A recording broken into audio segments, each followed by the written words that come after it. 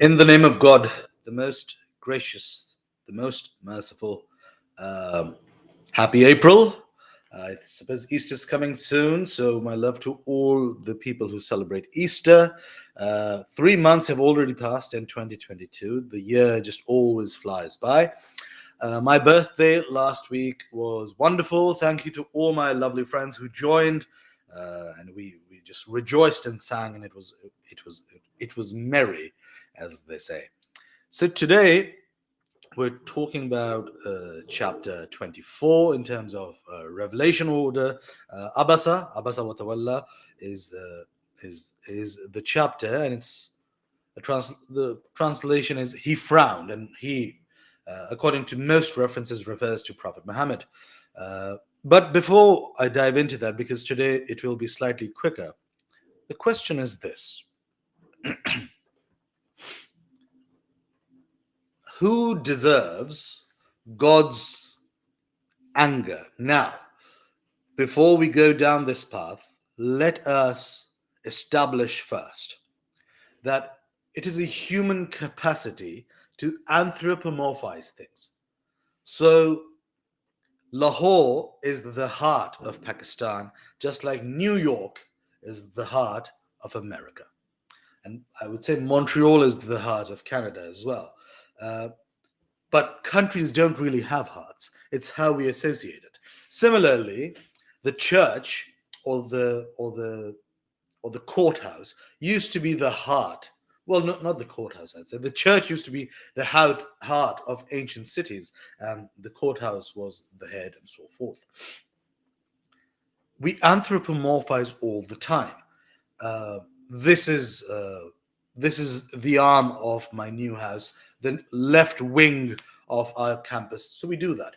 Therefore, when I say what makes God angry, I'm ascribing human emotions to God, because that is how we perceive God. We perceive God through human perception.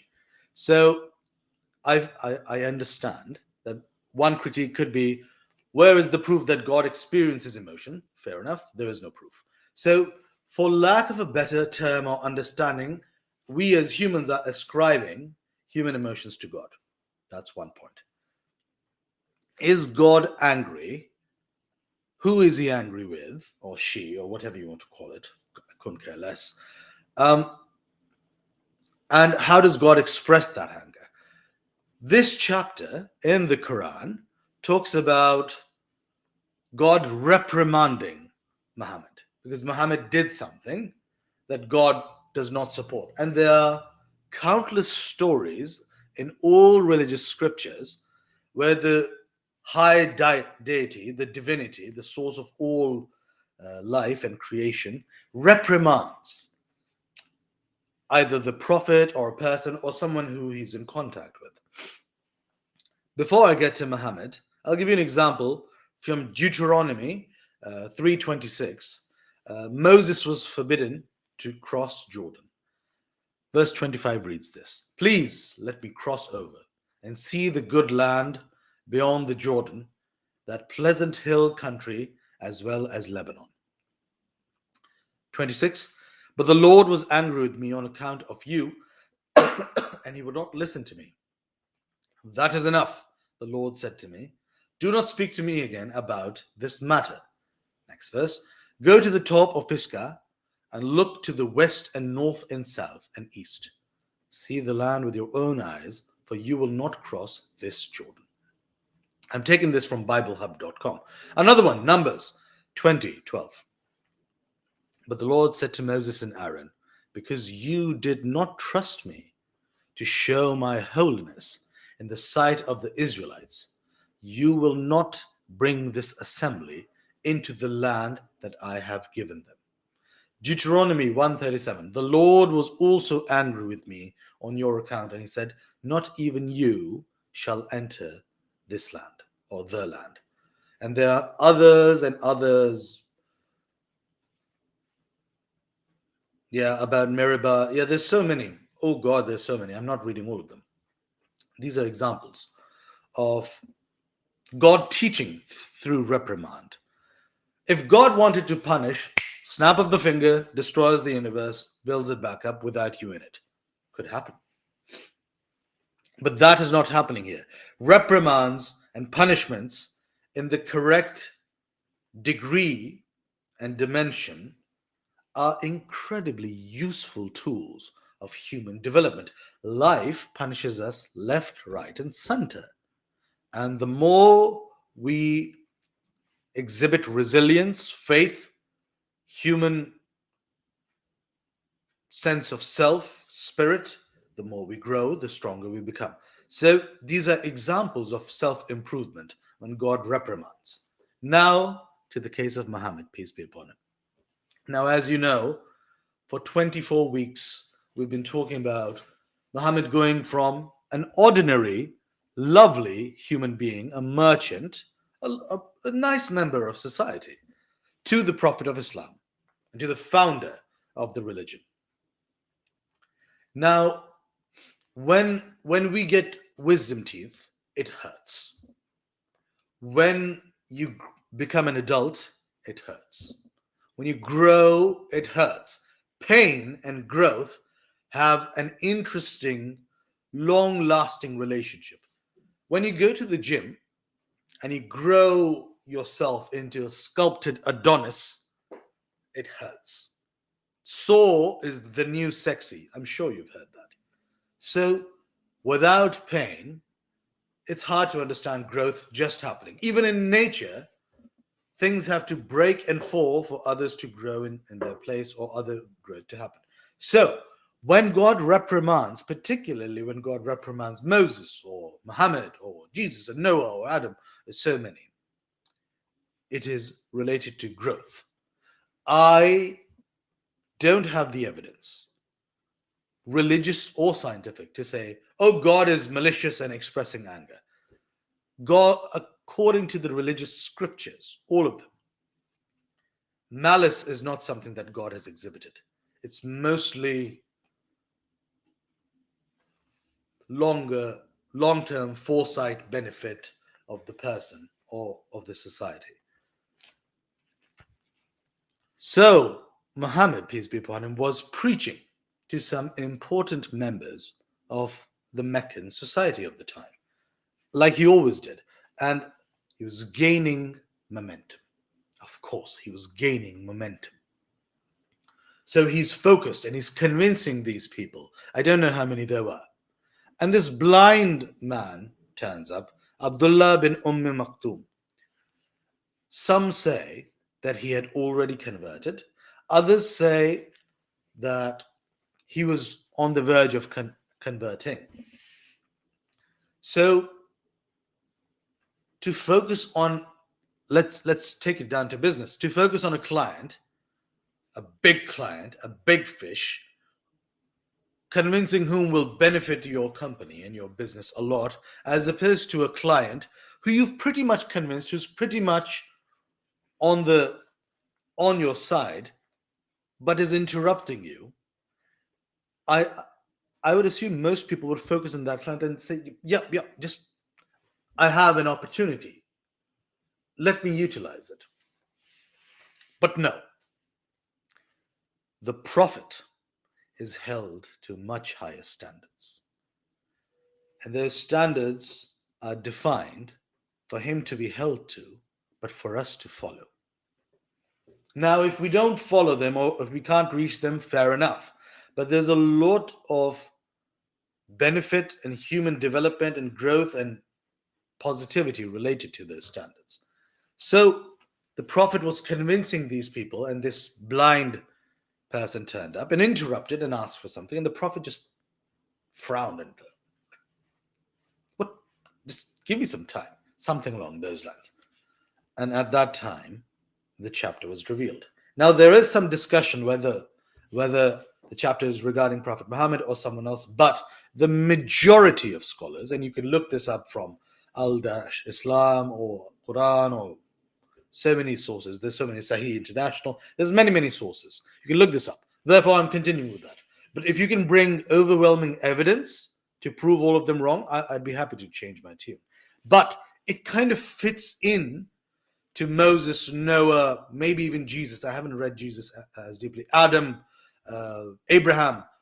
similar stories of God training, God teaching, reprimanding, improving the messenger. Surah Abasa. He frowned. In the name of God, the most gracious, the most merciful. The Prophet frowned and turned away. Frown and turned away. I would do that too. If somebody interrupted me having a conversation, I would tend to ignore that, primarily to finish the conversation, then secondarily to achieve what the conversation was defined or conducted to achieve. I would turn away as well. But no, standards are different or higher, because there came to him the blind man, Abdullah bin Maktoum, who came to the Prophet while he was preaching to one or some of the Quraysh chiefs. So chiefs are big people, the leaders of society. If you are speaking to mayors or members of parliament and someone you know interrupts you, you'll be like, just wait a minute. Fair enough. And how can you know that he might become pure from sins? Or he might receive admonition, and the admonition might profit him. As for him who thinks himself self-sufficient, to him you attend. What does it matter to you if he will not become pure from disbelief? You are only a messenger. Your duty is to convey the message of God. Fair enough. So God is putting things into perspective. Like, this person you're not paying attention to, what guarantee do you have that he will convert and be pure? And what guarantee do you have over there that they will not or do so? But as to him who came to you running and is afraid of God and his punishment, of him you are neglectful and divert your attention to another. Nay, do not do like this. It says here, indeed, this Quran, is an admonition. So whoever wills, let him pay attention to it. It is, in records held, greatly in honor, and in Arabic, it's written Allah al-Mahfuz, which means it is protected, exalted in dignity, purified, in the hands of scribes or angels, honorable and obedient. Be cursed, the disbelieving man, how ungrateful he is. From what thing did he create him? So now it's shifting. So Muhammad has been taught the lesson, don't do this again, and now it's moving to the next section. From nutfa, which means mixed drops of male and female sexual discharge. We've discussed this before. This book is 1400 years old. How is it discussing sperm and nutfa? And it's incredible. Perhaps there was some discussion of it at the time, but modern science hadn't reached where it has today. It is incredible. He created him and then set him in due proportion. Then he makes the path easy for him. Then he causes him to die and puts him in his grave. Then when it is his will, he will resurrect him again. Nay, but man has not done what he commanded him. Then let man look at his food. We pour forth water in abundance, and we split the earth in clefts, and we cause therein the grain to grow, and grapes and clover plants, green fodder for the cattle, and olives and date palms, and gardens dense with many trees, and fruits and herbage, to be a provision and benefit for you and your cattle. See, he's painting the picture now. So first, reprimanding Prophet Muhammad, and now, oh, you think you're so self-sufficient? Well, look at what we've done. We, or I, when it comes to God. All of this, I've done. I've done it from this small drop to everything that you have all around you. Then when there comes a sakha, the second blowing of the trumpet on the day of resurrection, this is the Muslim belief, that day shall a man flee from his brother, and from his mother, and his father, and his wife, and his children. Every man that day will have enough to make him careless of others. Some faces that day will be bright, true believers of Islam, laughing, rejoicing at good news of paradise. And other faces that day will be dust-stained. Darkness will cover them. Such will be the kafara, which means disbelievers in God, in his oneness, and his messenger Muhammad, the Fajara, wicked evildoers. Wow. That ending is heavy, isn't it? That ending is heavy. I just want to read this again. That day shall a man flee from his brother and from his mother and his father and from his wife and his children. Every man that day will have enough to make him careless of others. Good Lord. See, these kinds of things put life into perspective. Now, whether you believe this is the word of God or not, what we can agree on, that life as we know it, let's say four-dimensional life, eventually ends and we are buried in the soil or burnt and flown away, or not flown away, what's the word, not thrown away, or shared with the Ganges river, or stored in an urn. We know that as we are living today ends. In Islam and in some other religions, there is the day of judgment. The day of judgment happens, you are brought back to life. That day is, the more I read, the scarier it gets. And this is not fear as in, oh my Lord, what is going to happen to me? I should kill myself now before I commit any more crimes or sins. That fear is more of, what am I doing with my life? Why can't I fix X, Y, and Z to be a better person? Because on the offhand, that it does happen, I'll be better equipped. But for those who don't even ascribe to that logic, fair enough, because it's a chance-based logic. If it turns out to be true, then I should be prepared. It's a chance-based logic. Fair enough. I understand that. This is the part of Islam. There's sections of Islam which I am fine with people not believing in, because I don't think they take away from the central message of Islam. And this central message, as is shown here, as is shown by the example of Muhammad growing, and Jesus and Moses and Noah and Buddha and Ram and Arjun and Krishna. I mean, the list is endless. If I start unpacking Hinduism, there's 33 million I have to unpack. I won't be able to do that. But the message is the same message in all religions, and simply it is to be a good human being. Now, good is a relative term. It's a debatable term. And all religions give some sort of an inclination of this is what it means to be good. So Islam, so far in the last 24 weeks, has been worship God.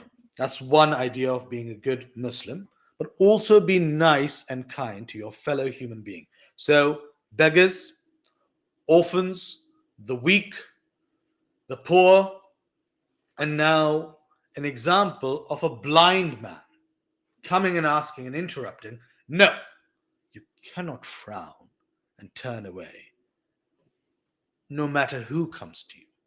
That is the message that it starts with. Oh, of course, at the end, it goes back to the same message of day of judgment. We have given you this, God and his great graciousness.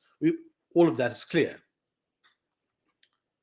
But it's very clear. Verse 12. So whoever wills, let him pay attention to it. Whoever wills, let him pay attention to it. That is the message I support. Therefore, there are non-Muslims who are not interested in the Quran or Islam. There are Muslims who are not interested in the Quran or Islam. It is not my job to convince you. I am not a prophet. I can't hold that crown on this head. I can't. But what I can do is people who are interested, Muslims, non-Muslims, we are having a discussion. So whoever wills, let him pay attention to it, is based exactly on that thought. And that is precisely why we have these conversations every week. because I want to unpack uh, what people are interested in. Ooh, next chapter is going to be fantastic. Wow, I was just checking. So yeah, the takeaway here is very clear. I know Muslims today, particularly in England or even Canada, who say, I will not sit with a non Muslim. I will not go to a bar with a non Muslim. I will not do this. I will not do that. And they have all these kinds of rules and restrictions because they believe, and perhaps rightly so, that to be in the company of things that we consider sinful is dangerous for us because we might sin. So if you go to a strip club, there is a stronger chance that you will look at the woman dancing as opposed to you going to a mosque or a church. I understand that. But I also believe, like Buddha believed, that if their teaching is stronger than what you are being taught or what you believe, then you must go to it. That is what I believe. I believe in the supreme divinity of God and soul. I don't believe that we can be swayed or convinced or converted. Hitler could speak in front of me for hours and hours, but I believe my mental capacity is enough to listen to him calmly and after a diatribe of 100 hours say to him, no, sir, you're wrong, kindly leave. And I don't agree with you. And I can say that to whoever I listen to or hear speak. I believe what I believe. And any person with their own mind will believe that. So I don't fully agree to completely detach yourselves from society and building this small utopian ghetto like a lot of Muslims do when they come to Western countries. I don't endorse that. And fair enough, your reasons are justified to stay away from potential sin. Fair enough. But I believe we are stronger than that. I'm not saying go and test yourself. I'm not interested in testing your faith. What's the point of that? I'm interested in building relationships and bridges where there may be none. To whoever is interested, let them pay attention.